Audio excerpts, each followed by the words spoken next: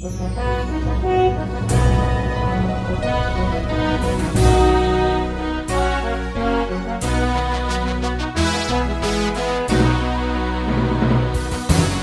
bagi saudara sekalian.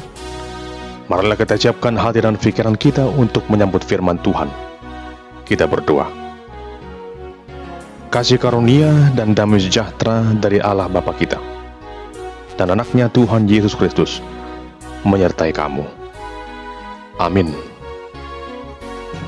Jemaat yang dikasihi Tuhan, firman Tuhan yang menjadi nas khotbah epistel minggu kedua setelah Trinitatis pada tanggal 18 Juni tahun 2023 diambil dari surat Yakobus pasal yang kedua ayat 14 hingga ayat 17. Beginilah firman Tuhan. Apakah gunanya, saudara-saudaraku, jika seorang mengatakan bahwa ia mempunyai iman, padahal ia tidak mempunyai perbuatan? Dapatkah iman itu menyelamatkan dia? Jika seorang saudara atau saudari tidak mempunyai pakaian dan kekurangan makanan sehari-hari, dan seorang dari antara kamu berkata, "Selamat jalan, kenakanlah kain panas dan makanlah sampai kenyang," tetapi ia tidak memberikan kepadanya apa yang perlu bagi tubuhnya, apakah gunanya itu? Demikian juga halnya dengan iman. Jika iman itu tidak disertai perbuatan, maka iman itu pada hakikatnya adalah mati. Adapun yang menjadi tema dalam ibadah saat ini adalah iman yang disertai perbuatan. Jemaat yang dikasihi Tuhan, kita semua pasti pernah mendengarkan istilah basa-basi. Ungkapan ini menunjukkan sikap kepura-puraan. Pura-pura peduli, seolah-olah peduli, seolah-olah perhatian. Namun, semuanya ternyata sekedar diucapan saja, supaya suasana tidak menjadi hening. Hanya sekedar mengucapkan kata-kata saja, bertegur sapa saja, yang kedengarannya cukup begitu indah. Misalnya saat kita sedang makan, kita menegur orang yang ada di sekitar kita dan berkata kepadanya, "Ayo mari makan." Padahal seandainya orang tersebut mau menerima tawaran kita itu, jangan-jangan kita jadi kewalahan. Tapi itulah kebiasaan berbasa-basi. Tentunya sikap yang demikian kelihatannya begitu baik, seakan penuh perhatian. Namun pada hakikatnya, tidaklah demikian. Yang paling tepat adalah bersikap apa adanya, bukan ada apanya. Saudara terkasih, dalam kekristenan, kita dituntun untuk membuktikan keimanan kita lewat perbuatan. Sehingga apa yang kita percayai, apa yang telah kita dengar lewat firman Tuhan, seharusnya kita lakukan dengan segenap hati, dengan setulus hati, bukan dengan terpaksa. Hal inilah yang kita renungkan lewat firman Tuhan pada saat ini, di mana lewat surat Yakobus mengingatkan kepada setiap orang percaya agar menunjukkan kualitas hidup berimannya lewat perbuatannya. Di sini Yakobus mengatakan, apakah gunanya, saudara-saudaraku, jika seseorang mengatakan bahwa ia mempunyai iman, padahal ia tidak mempunyai perbuatan. Dalam bagian ini Yakobus sedang membicarakan mengenai hubungan dari apa yang kita yakini, dari apa yang kita imani, dengan apa yang kita perbuat. Yakobus tidak pernah mengatakan bahwa perbuatan baik manusia dapat menyelamatkan manusia itu. Adapun yang ditekankan Yakobus adalah iman percaya kepada Tuhan Yesus harus dibuktikan lewat perbuatan baik sebagai respon atas anugerah keselamatan yang Tuhan berikan itu. Mengapa Yakobus berkata demikian? Sebab antara iman dan perbuatan adalah satu kesatuan yang tak dapat dipisahkan. Seseorang tidak mungkin memiliki buah dari iman yang sejati tanpa ia memiliki iman yang sesungguhnya. Demikian sebaliknya. Untuk memperlihatkan bagaimana hubungan antara apa yang kita imani dengan perbuatan baik yang menjadi buah dari iman kita, maka Yakobus menggunakan perumpamaan mengenai seseorang yang menyatakan kebaikannya lewat perkataan, tetapi ia tidak mendukungnya lewat perbuatannya.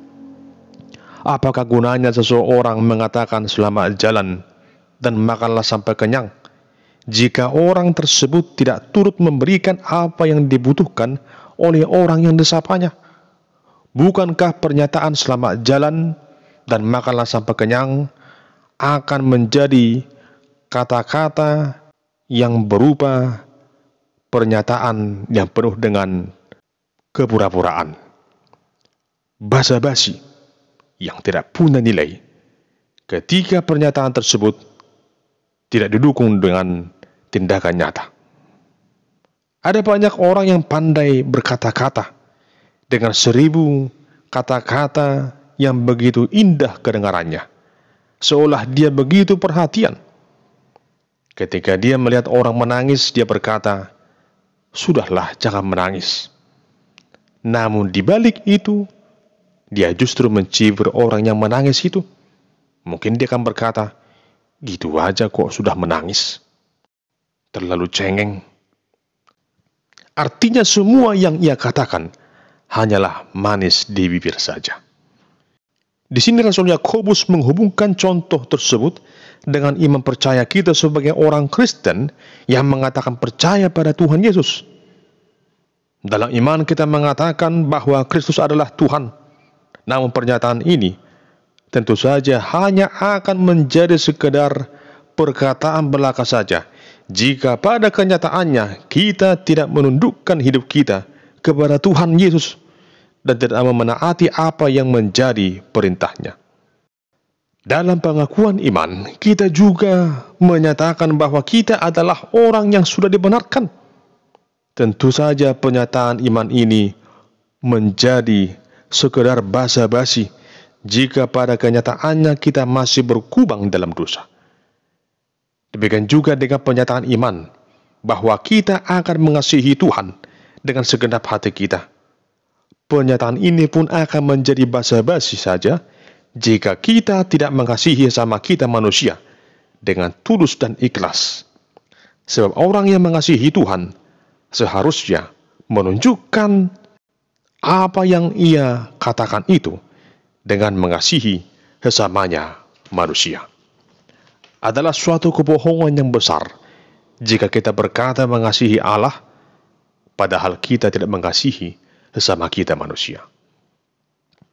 Ada pernah sebuah kisah yang pernah dialami oleh seorang misionaris di sebuah negara, tempat di mana ia melayani. Pada saat misionaris tersebut dan keluarganya memberitakan Injil di tempat tersebut, penguasa setempat berlaku sangat keras dan begitu benci terhadap misionaris tersebut. Banyak orang Kristen yang kemudian mengalami penderitaan dan banyak misionaris di tempat itu yang terpaksa harus meninggalkan pelayanan mereka karena terancam dengan kerasnya sikap dari penguasa di tempat itu. Lalu misionaris yang bertahan di tempat tersebut suatu ketika tertangkap oleh penguasa. Lalu dia kemudian diminta untuk menyangkal Tuhan Yesus. Namun misionaris ini berkata, "Saya tidak akan pernah menyangkal Tuhan Yesus." Lalu beberapa tentara kemudian menggunakan kekerasan dengan cara menangkap istri dan anak-anak dari misionaris tersebut dan mengancam misionaris tersebut bahwa jika dia tidak menyangkal imannya, maka istri dan anak-anaknya akan dibunuh. Lalu, di tengah situasi itu, justru istri dan anak-anaknya berkata, "Jangan sangkal Tuhan Yesus. Mereka bisa merenggut tubuh kami, namun tidak dengan jiwa kami. Akhirnya seluruh keluarga misionaris tersebut dibunuh oleh penguasa setempat. Namun misionaris tersebut tetap berpegang pada imannya, sekalipun ia harus dianiaya. Inilah contoh iman yang sejati yang harus ada dalam diri setiap orang percaya. Dalam Alkitab, kita juga mengingat kisah bagaimana Abraham yang disebut sebagai bapa dari orang yang percaya oleh karena imannya yang sungguh-sungguh taat dan setia kepada Allah, yang ia tunjukkan lewat keberaniannya membawa anaknya Ishak untuk dikorbankan kepada Allah di Bukit Moria. Melihat itu semua, Allah pun memperhitungkan iman Abraham sebagai sebuah kebenaran. Itulah iman yang disertai dengan perbuatan. Lalu hal yang sama juga diperhadapkan kepada kita pada saat ini. Sebagai orang-orang yang mengikut Tuhan Yesus, tentunya ada harga yang harus kita bayar dengan cara menunjukkan iman lewat perbuatan kita. Dalam arti bahwa bukan perbuatan baik itu yang menyelamatkan kita, sebab keselamatan adalah anugerah Allah semata. Namun perbuatan baik yang kita lakukan adalah bukti dari iman kita pada Tuhan Yesus. Perbuatan baik kita adalah tanda rasa syukur kita atas segala kebaikan dan segala kemurahan yang Tuhan berikan dalam hidup kita.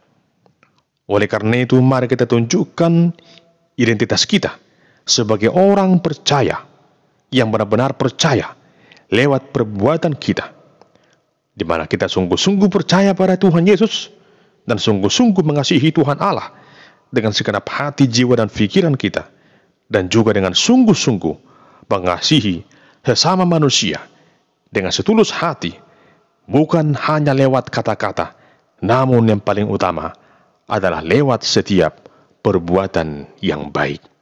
Sehingga iman kita adalah iman yang berbuat, bukan karakter yang berpura-pura, apalagi karakter yang penuh dengan basa-basi. Kini kita bisa mulai berpikir bagaimana menunjukkan secara nyata iman percaya kita di tengah dunia ini.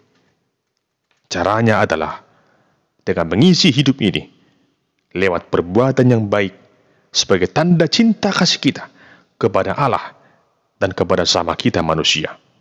Perbuatan-perbuatan baik itu kita lakukan dengan setulus hati kita, bukan basa-basi. Ingatlah, jika iman itu tidak disertai dengan perbuatan, maka iman itu pada hakikatnya adalah mati. Amin. Kita berdoa. Ya Tuhan Allah Bapa kami, dalam nama Tuhan Yesus Kristus, tuntunlah kami lewat Roh-Mu yang kudus untuk senantiasa menunjukkan buah-buah dari iman percaya kami sebagai orang Kristen yang memiliki iman yang disertai dengan perbuatan. Dalam nama Tuhan Yesus kami berdoa. Amin.